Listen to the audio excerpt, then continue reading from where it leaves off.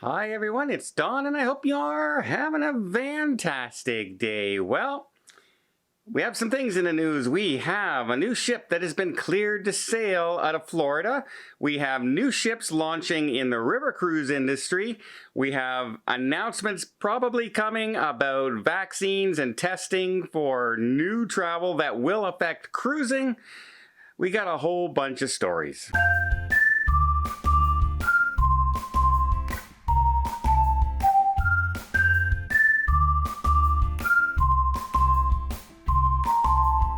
Our first story is a good one, the MSC Divina, which was actually the last cruise I took before the pandemic struck, way back in February of 2020. So yeah, it's a good thing, and the great thing about it is it's sailing for the first time ever out of its new home port, Port Canaveral.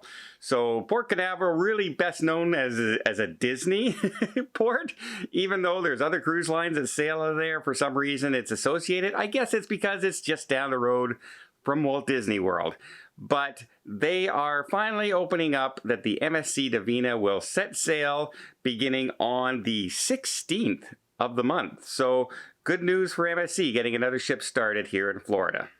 And good news if you enjoy going river cruising or ever thought about it, there's two new ships that have started. We have the Amadalia, which has now started sailing on the Nile River, as well as one here in North America. We have the American Melody that just set sail, brand new ships, and it sets sail for a 22-day Mississippi cruise.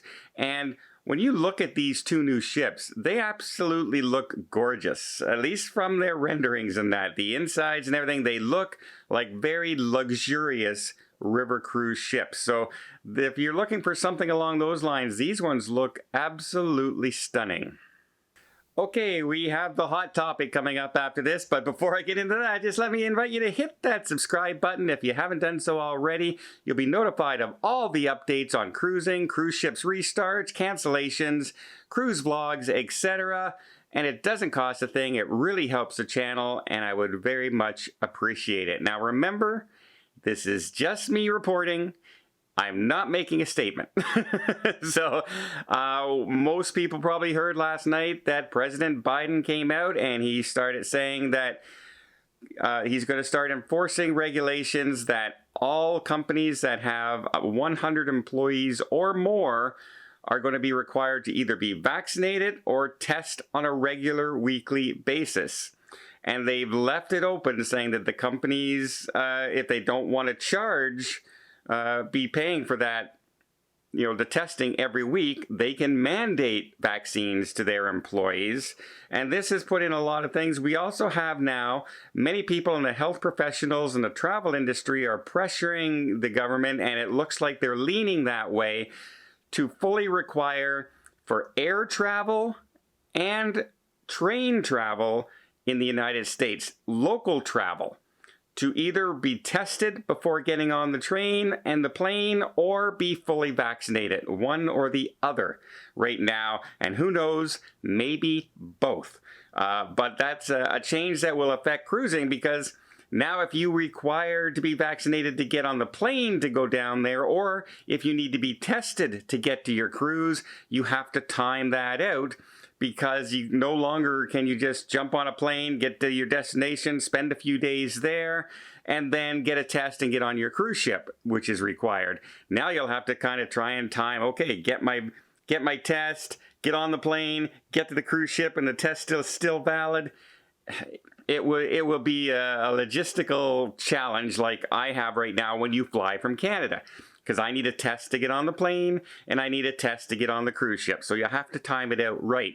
And this is a big change, because right now, local travel, you do not require any of that to travel across the country.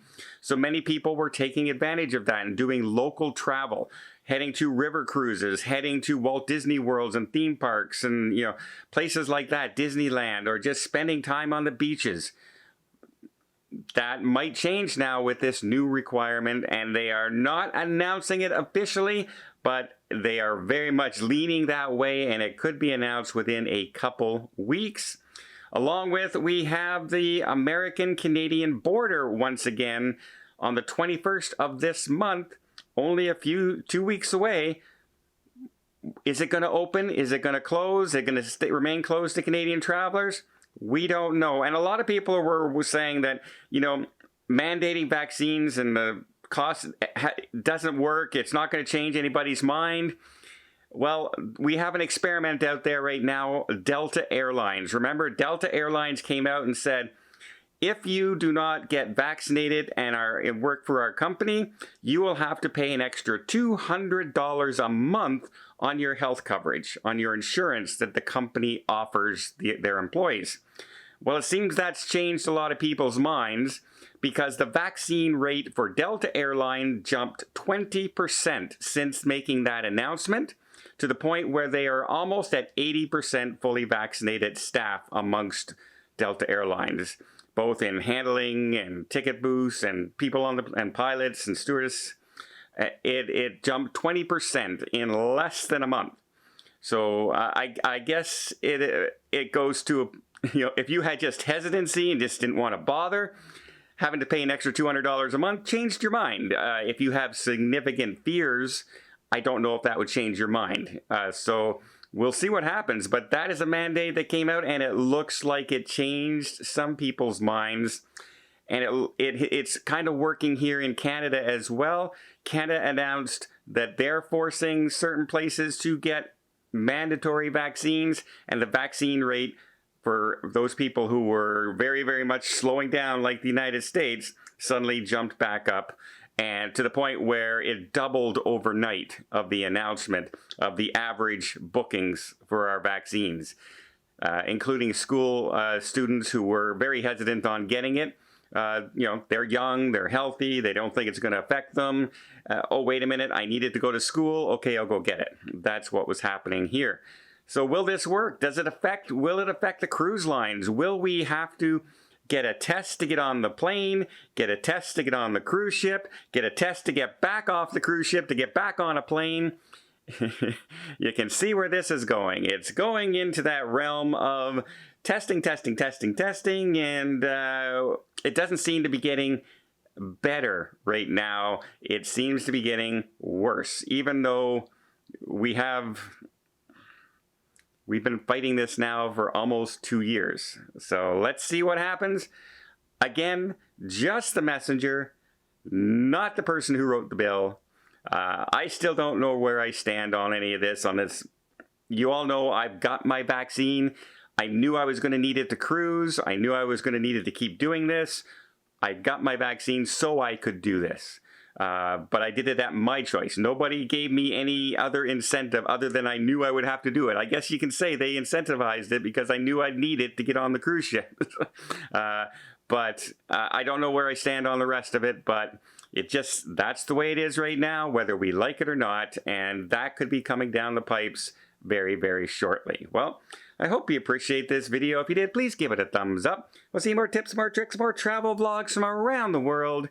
Hit that subscribe button. Until next time, have yourself a safe and a great vacation.